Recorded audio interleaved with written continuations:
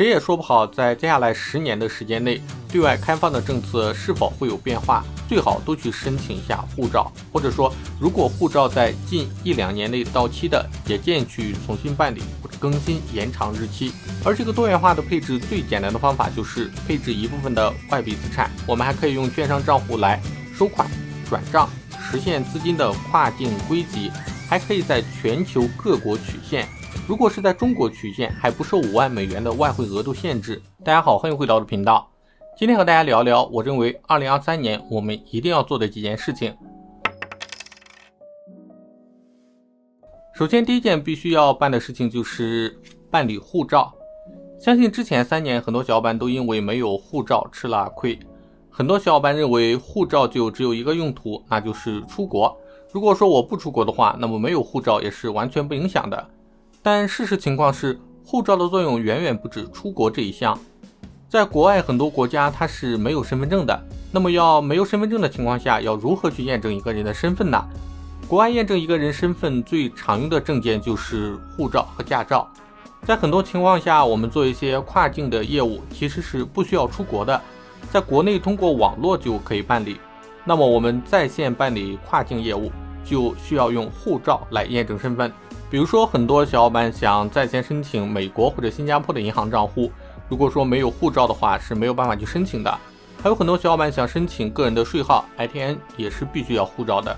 另外有些小伙伴想开美国的公司，护照也是必不可少的证件。可以说但凡我们想要去做跨境的业务，无论是线上还是线下，护照都是必须的。过去3年因为受限于疫情防控政策，大部分的地区都停止发放或者更新护照，这就对很多小伙伴的规划造成了很大的影响。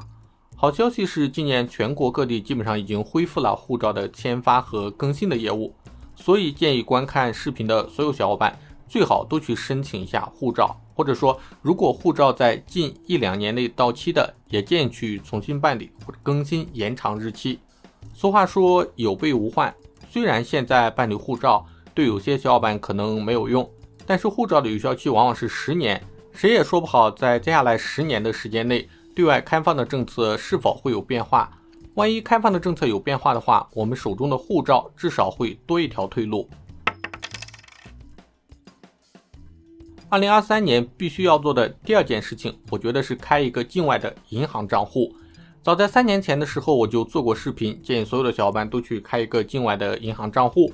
境外的银行账户不仅仅可以用来我们境外的消费、海淘、刷单或者说旅游使用，更重要的是有了境外的银行账户，我们才可以去进行资产的多元化配置，资产的保值增值。过去几十年得益于中国低成本的劳动力，所以能够生产出大量物美价廉的产品出口到国外，这些共同成就了中国经济的飞速发展和人民币的持续坚挺。但目前这一局面已经出现了拐点，在2022年的时候，中国人口首次出现了负增长。上次负增长还是在1968年的时候，当时因为所谓的3年自然灾害，中国人口是负增长的。但现在处于和平时期，物质资源相对充沛，这个时候出现人口负增长，反映出来一个比较严重的问题：中国低廉的劳动力资源正在逐步枯竭。在这样的情况下，中国是否还能持续生产出物美价廉的产品？是否还能持续保持出口的优势？人民币是否还能继续保持坚挺？这些问题都面临着极大的不确定性。所以我们现在需要做的就是资产配置多元化。而这个多元化的配置最简单的方法就是配置一部分的外币资产。而外币资产目前最吸引人的还是美元。虽然美国即将衰退的说法一直不断，但是不可否认的是，事实上美国现在依然是世界上最强大的国家。几十年前大家都说日本人马上就要买下整个美国了，但是没过多久，日本的经济泡沫就破灭了。几年前很多人说中国马上要超过美国了，但是目前看来这一说法依然不现实。拥有最强大国家的货币依然是不错的选择，而一个境外银行是配置海外资产或者说美元资产的一个前提基础。这里的境外银行不仅仅指的是美国银行，当然美国银行是配置美元资产的最优选择。另外我们还可以开新加坡银行或者说香港的银行，也都是可以配置美元资产的。境外银行的具体开户方法和渠道，大家可以看我的这个视频教程。接下来我觉得2023年必须要做的第3件事情就是开一个美国本土的券商账户。很多小伙伴会说，我从来不炒股，那我开一个券商账户有什么用啊？但事实上，券商账户的作用不仅仅是炒股，我们还可以用券商账户来收款、转账，实现资金的跨境归集，还可以在全球各国取现。如果是在中国取现，还不受5万美元的外汇额度限制。券商账户的具体玩法，大家可以看我的这个视频教程。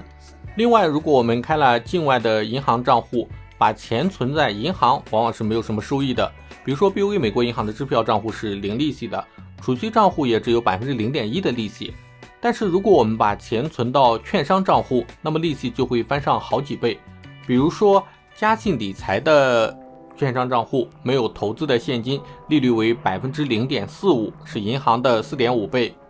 还有富达基金的现金管理账户，利率为 2.19%， 是银行的 21.9 倍。盈透证券低于1万美元的余额是没有利息的，高于1万美元的现金余额会有 3.83% 的利息，是银行的 38.3 倍，非常高的利息了。另外，可能很多小伙伴之前都会有富途证券、老虎证券这些中国的互联网券商，因为这些中国的互联网券商的基因里面都写着中国资本，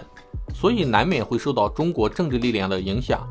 比如在年初的时候，富途证券和老虎证券就被中国的证监会认定为非法从事证券业务罪，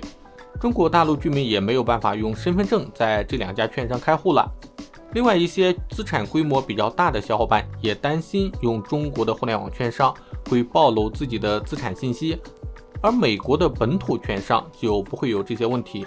中国监管部门的手在场也没有办法管到一家美国的公司的。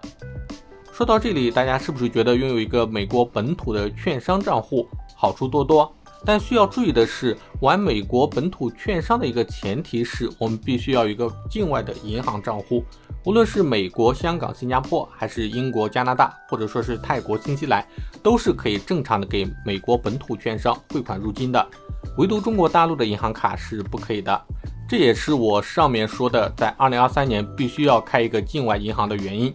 当然，新的一年需要做的事情还有很多，比如说健身，保持良好的身体素质和充沛的精力，这是奋斗的基础。还有阅读，只有不断的阅读才能打开我们的心胸，让我们思考更多。另外还有保持健康的作息等等。那么大家在2023年有什么规划呢？有什么是一定要完成的事情呢？